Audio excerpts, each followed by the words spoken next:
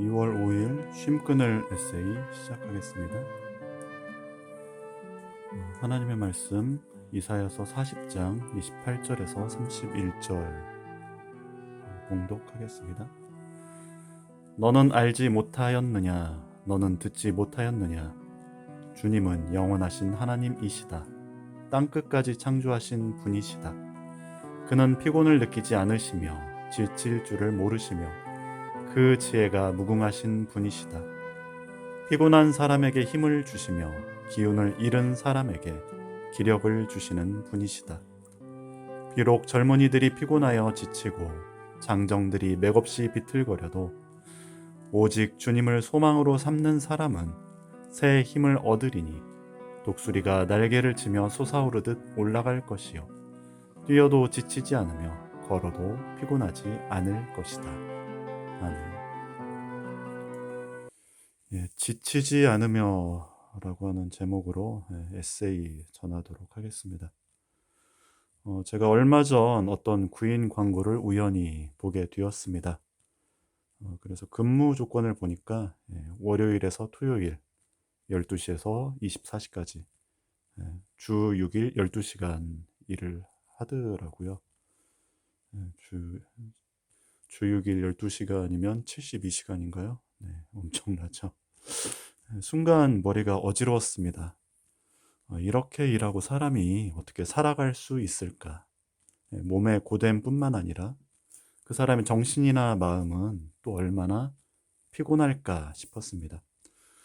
그렇다고 급여 조건이 좋은가? 그렇지도 않아서 이게 최저시급보다 조금 더 받는 수준인 건데, 지금 이 시대에도 저런 구인 광고가 나올 수 있구나 라는 생각이 들었는데, 또 주변에 이렇게 사람들 이야기를 들어보면 그보다 더 열악한 상황에서 일을 하는 분들도 있더라고요.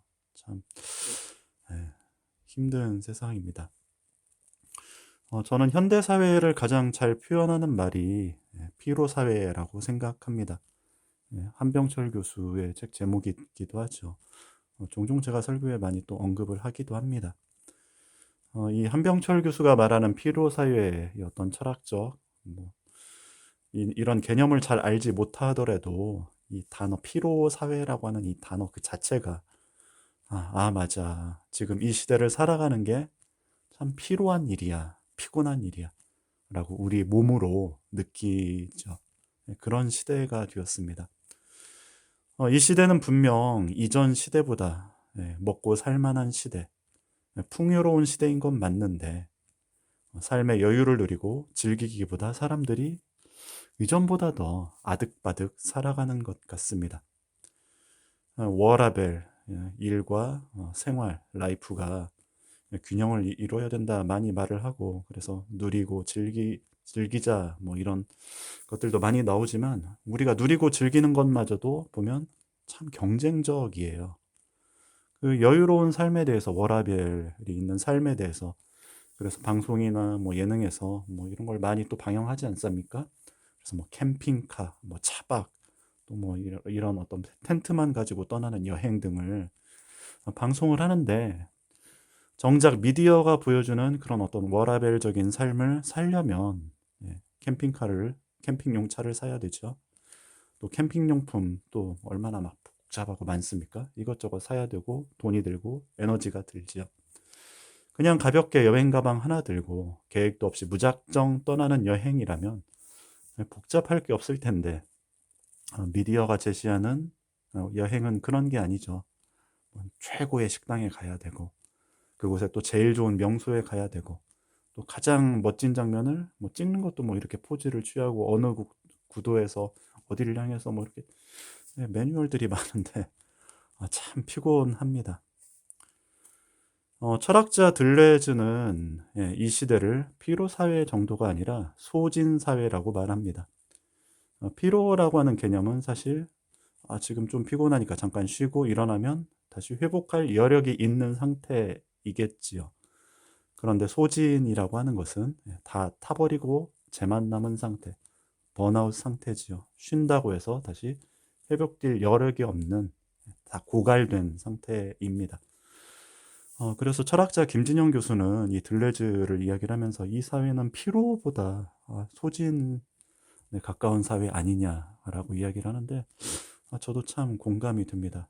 그리고 또 사실 한병철 교수의 피로 사회의 그 내용을 보더라도 이 피로라는 개념이 거의 소진에 가까운 그런 개념이지요.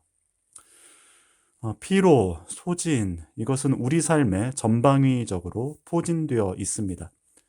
우리는 삶의 모든 영역에서 피로감을 느끼고 또 자신이 소진되었다, 고갈되었다라고 생각하지요. 가정, 직장, 학교, 또 뭐 SNS, 스마트폰, 모든 것이 우리에게 활력을 더하고 삶을 살아갈 힘을 더하기보다 뭐 스마트폰을 하고 하는 것들이 뭐 유튜브를 보고 하는 것들이 뭔가 좀 회복하려고 뭔가 환기하려고 이렇게 하는 건데 그거 보다 보면 어떻습니까? 지친다. 재미없다. 잠시 잠깐 막 낄낄거리더라도 이제 이것도 좀 지루하다. 이러면서 오히려 이 스마트폰에 매이고 SNS에 매이고 하는 것들이 우리 자신을 또 더 소진시키는 경험들을 하게 되지요. 제가 얼마 전 머리를 자르러 미용실에 갔습니다. 주로 이제 남자분들만 좀 많이 오는 이발소 같은 미용실이었는데 그 미용실 그 아주머니가 이제 TV를 틀어 놨는데 축구가 나오고 있더라고요. 그러면서 이분이 이제 미용사분이 이제 이야기를 하는데 제 머리를 자르면서 조심스럽게 텔레비에 정치에 관한 방송만 나오면 손님들이 서로 싸워대서 되도록 정치 안 나오는 방송을 틀려고 한다. 축구도 재밌죠? 뭐 이러면서 이제 말을 거시더라고요. 그러면서 지난주에도 손님들이 TV 보다가 정치가 이렇게 나오니까 지난주에만 해도 2번이나 싸움이 났다고 그래요.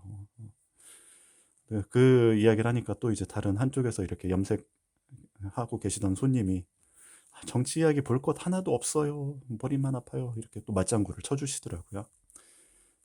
정치가 어떤 이 나라의 어렵고 힘든 부분들을 이렇게 좀 일으켜 세우고 그러면서 국민들이 뭔가 힘을 얻고 활력을 얻는 게 정치가 아니라 보는 사람들이 싸움이나 일으키고 또 보면은 어떻습니까? 막 우라가 치밀고 볼만한 게 하나도 없죠.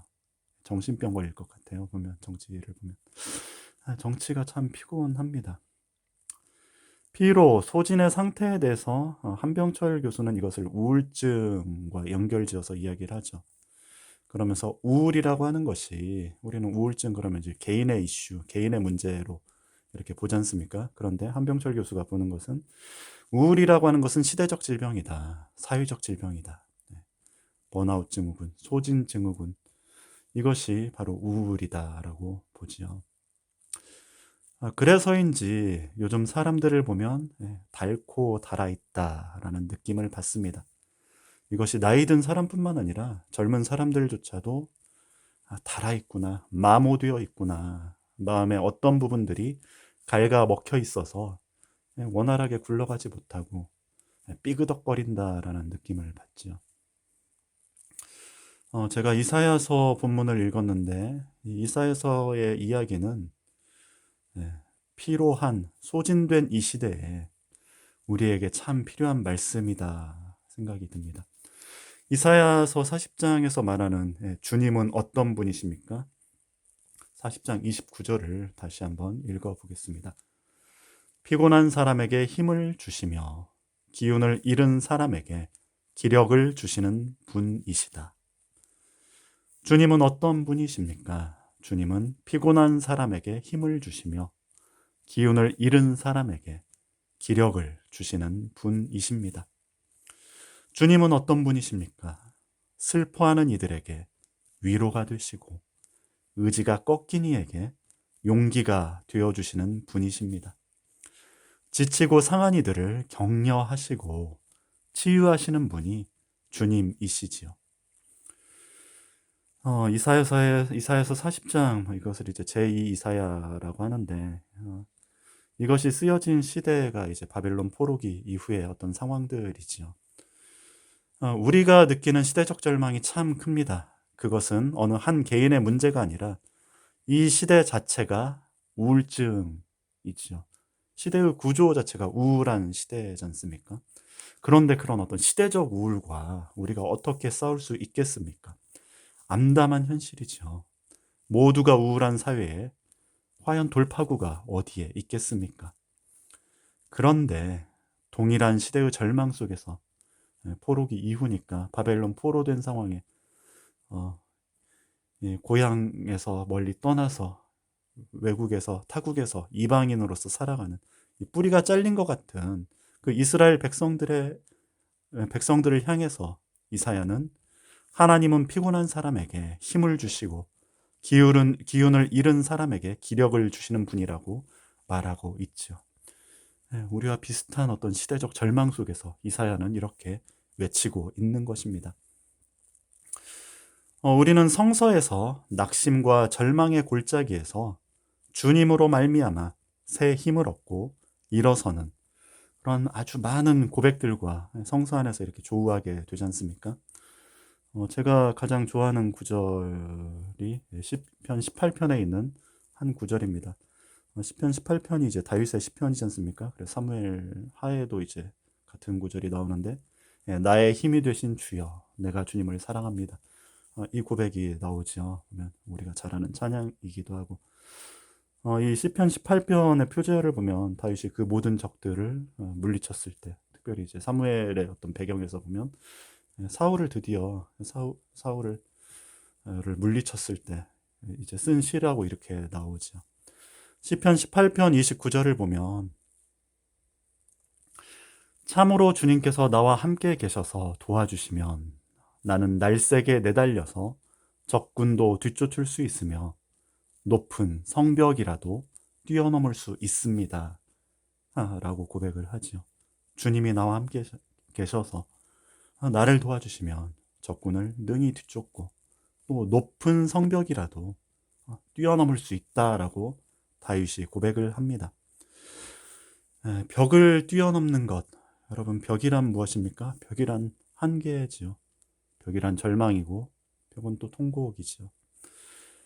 그런데 주님이 함께 계시면, 주님이 도와주시면, 주님이 나의 힘이 되시면 그 벽을, 그 절망을, 그 한계를 능히 뛰어넘을 수 있다고 다윗은 고백합니다.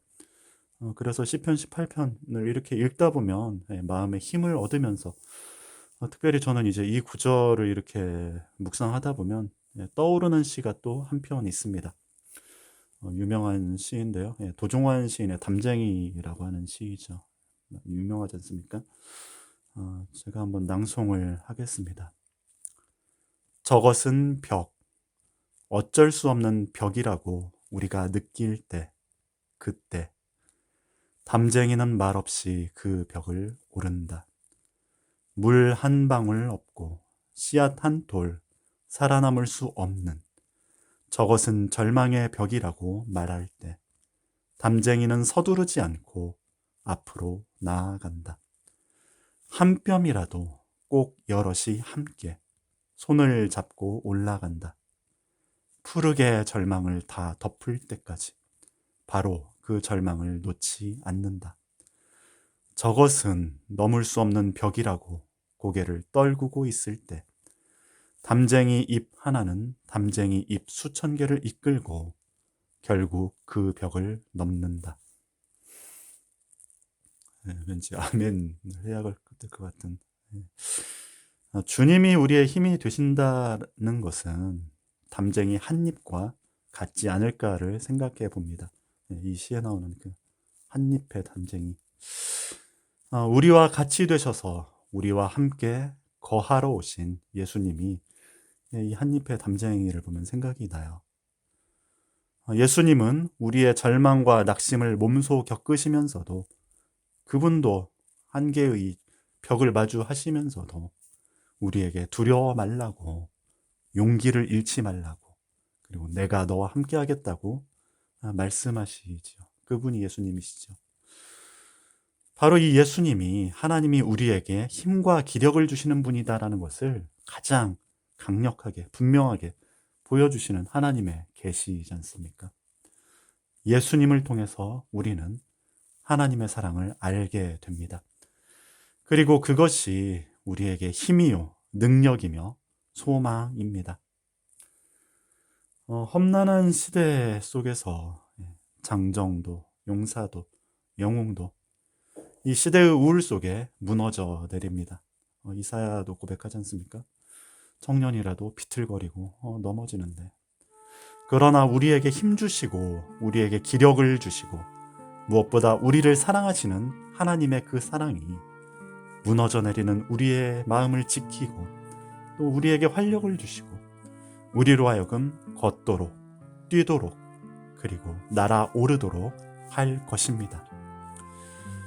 이 시대의 우울 속에 시대와 함께 무너지는 존재가 아니라 이 시대를 주님의 사랑으로 일으켜 세우는 하나님의 사랑받는 자녀들로, 그리고 사랑의 삶을 사는 존재들로 주님께서는 우리를 우뚝 일으켜 세우실 것입니다.